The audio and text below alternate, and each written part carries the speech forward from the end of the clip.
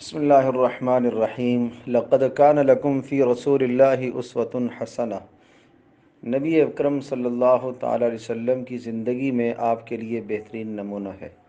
حضرت صلی اللہ تعالی علیہ وسلم کی گفتگو اور ہنسی۔ سب سے زیادہ مختصر کلام حضرت صلی اللہ تعالی علیہ وسلم کا ہوتا تھا، اور اسی کو جبریل علیہ السلام آپ کے پاس لائے، یعنی مختصر کلام ہی لائے۔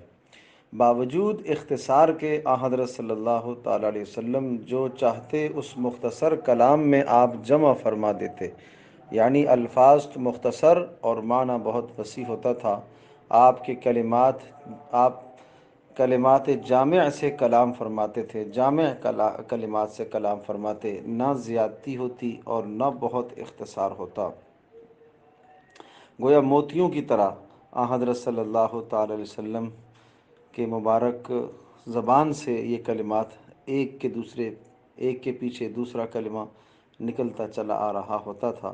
اور اثناء گفتگو کبھی کبھی توقف بھی فرما لیا کرتے تھے، اور یہ توقف اور خاموشی اس لیے تاکہ سننے والے اچھی طرح سے یاد کر لیں۔ حضرت صلی اللہ تعالی علیہ وسلم کی آواز بلند اور لہجہ سب سے زیادہ اچھا تھا، اور بہت زیادہ سکوت فرماتے تھے، اور بلا ضرورت گفتگو کے لیے اپنی زبان مبارک کو نہیں ہلایا کرتے تھے،